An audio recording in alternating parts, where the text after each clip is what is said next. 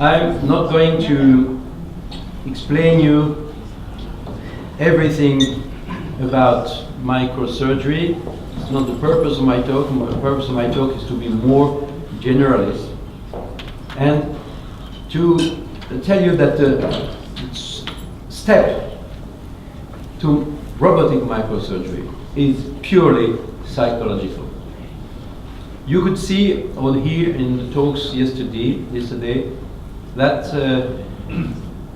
you had the problem with haptic feedback for some of the authors and no problem for the others.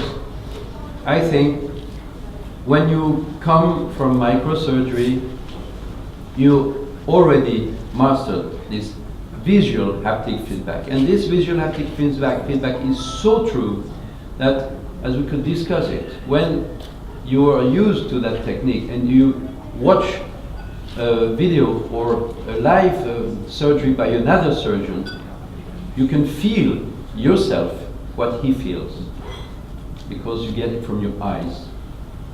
On the other hand, one of the problems of microsurgery are sutures, threads, needles, and these you know already through microsurgery. So there is no real problem, except if you come to robot-assisted microsurgery directly from laparoscopy without knowing the traps and the tricks. So you need to tame the robot like a wild animal, because if you don't pay attention, it will mash, cut, catch. But if you watch this, if you control everything, as Dr. Aquilina told us yesterday, if you take the time to see what is wrong, if you take the time to analyze your movement, go back, correct, then there will be good professionals in microsurgery, robotic assistant. How to train, Philip? Look at the screen. Look at that screen. Because it's fantastic. I could learn that from Philippe Liverneau and Dr. Brunière during the GAM last spring. We are doing very, very complicated things. But in order to learn how to do those things, there are very, very simple methods. And those methods are, for one, is the noodles. So I don't know if you're going to show the noodles later, Philippe. So I will not stay long on the noodles, but this is a noodle. It costs nothing, it's clean, and you can learn to do the most important thing in suturing, in microsurgery, and especially in robotic assisted microsurgery, flat knots. So I'm coming back to the basics so that we understand better what others are doing. Flat knots. If you do knots the usual way, like what we call the bottles or so, and you slide them down, then it will not work. You will break the threads. So do flat knots. And then you can go and play. So I wanted just to show something here. Just this thing. That flat knots. See? Sorry, Philippe, but I wanted to show it. You gave me that film, so I'm using it everywhere. See how they knots, and then it goes through. Fantastic. And then you can eat, but you had to use adsorbable sutures. Because if you don't, then you will have a bezoar in your stomach. And then if you adopt the principle, the basic principle of microsurgery adapted to robotics, then you can go to ophthalmology, to hand surgery, plastics, ENT, vascular surgery, gynecology, and thoracic surgery. The technique is almost the same. For the installation, we are mostly extracorporeal, sometimes not. If we are extracorporeal, then we have to install the robot as if we were into an abdomen, imagining that there is a wall in order to respect a kind of round shape for the trocars. You see on the trocars these black strips, and the black strips are showing the place where the abdomen should be. So there is no abdomen, but we imagine that there is a kind of wall, and we have to install the arms in order to have this good position. With the new XI, this is less important because there are more motility between the arms. With the new platforms, I don't know exactly. With the platform we saw yesterday, I think this problem doesn't exist because it's already positioned for external treatment. Other platform will need, of course, consideration each time, depending upon what was the first purpose of the platform. Now,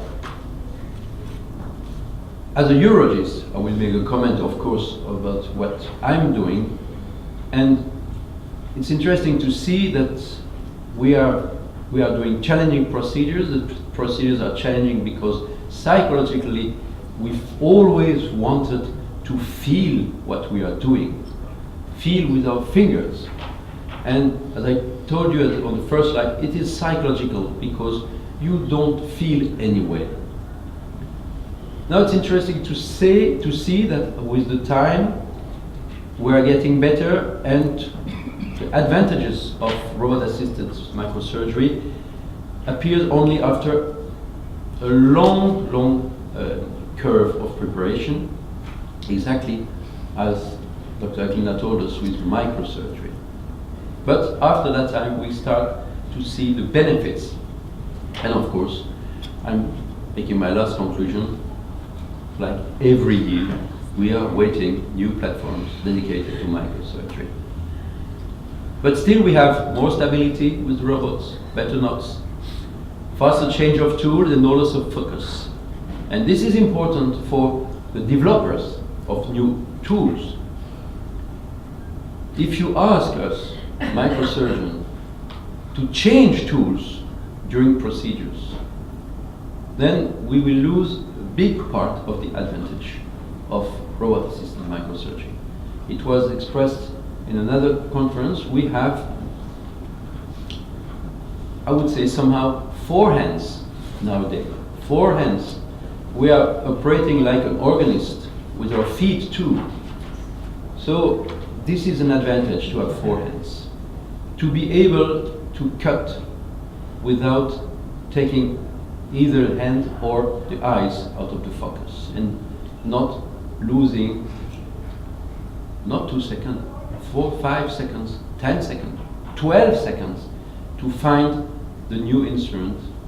And looking for another instrument with your hand is also using other muscles in your hands, in your arms. You use fine muscles to suture, and to catch and grasp another tool, you activate long muscle, long fibers.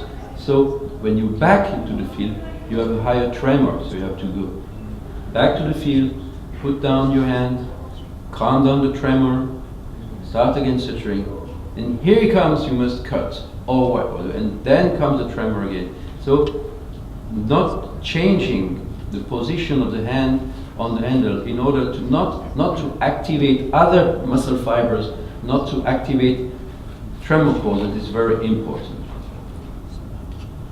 And this is why we need, on the other end, tools that are adapted to this very function, keep focused, and I think as we discussed it yesterday, is not a question to have both arms apart. Yes, of course, we're used to work in front of us, but I think this is again psychological, because we are used to do that, we are used to feel the thread, we are used, no, we can change our habits, we can have the arms apart.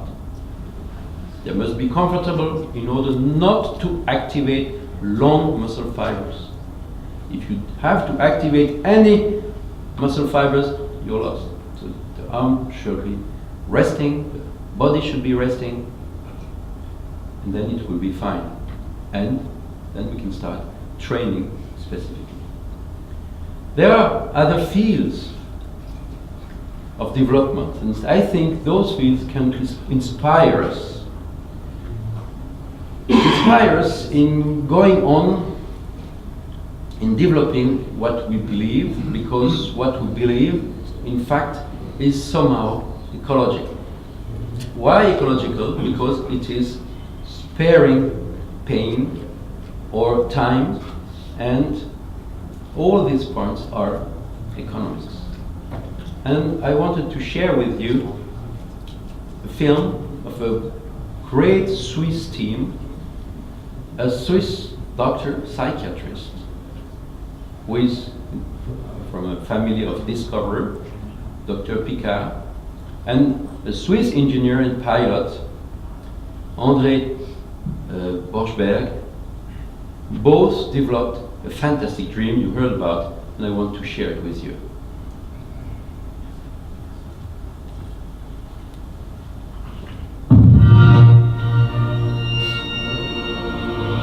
Attempting the first solo flight around the world.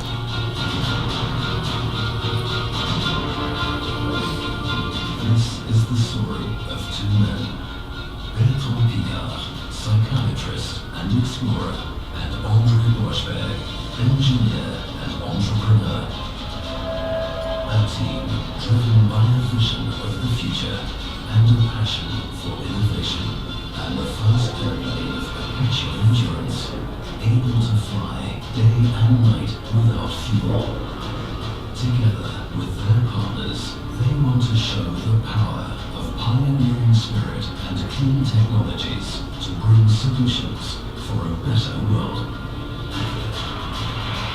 Solar Impulse, the adventure showing that change is possible. It's uniquement a tool because you simulate, you calculate, you imagine, but there is nothing like testing and doing it in real. If people think that we can achieve impossible and incredible things with renewable energies, like flying around with no fuel. And if this works, of course, everybody can do it on the ground to make a cleaner world, and this can be your way to be with us in the plane. And this was a scene in Abu Dhabi early this month.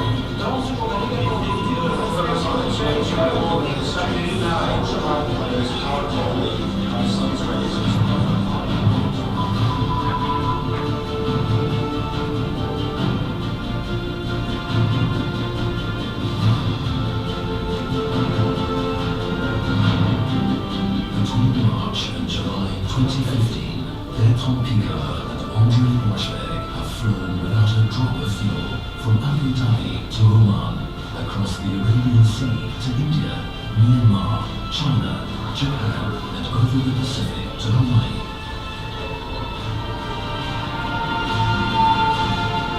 How are you feeling after all that time? You broke a world record in terms of solo flight of 2 hours ago. Today, the challenge is no longer to conquer the moon. The challenge is to conquer quality of life on our planet. Our world desperately needs the implementation of clean technologies to reduce energy consumption and the waste of natural resources.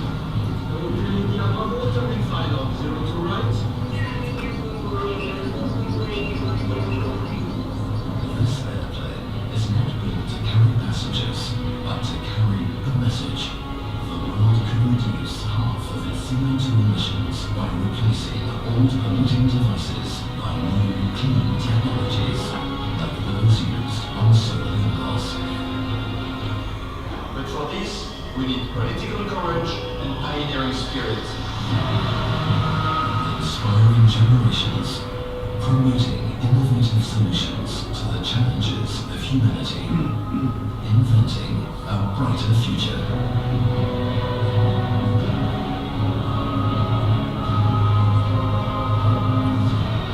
The first half of the endeavor is already a success.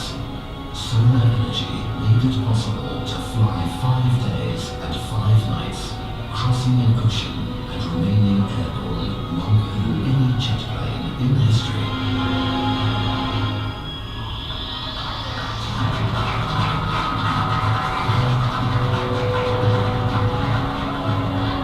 Will 2016 see the completion of this pioneering adventure, flying 20,000 kilometers from Hawaii to Abu Dhabi? Like Solar Impulse, the clean tech revolution has taken off, offering new ways of thinking and doing to achieve the impossible. And do you want to be a part of it?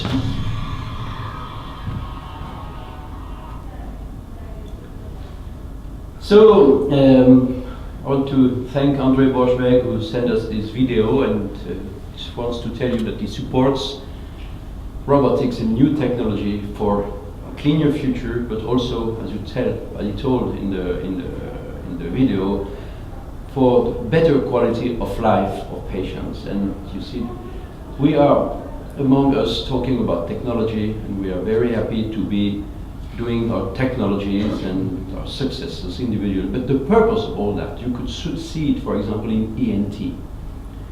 There is a huge change in quality of life of people that have robotic assisted surgery in ENT. Of course, when we do a vasectomy reversal, we are just playing a kind of social games for people who didn't want children, have them a game. But that's not totally true, because we sometimes do surgery for people who could not have children for other reasons. And in all the branches, gynecology, in orthopedics, in hand surgery, as you will see it, it's a huge progress for quality of life with less suffering. So I think we must follow the tracks of people who are very, very impressive, flying high in the sky. But don't worry, they are looking at us and they appreciate what we are doing. Thank you.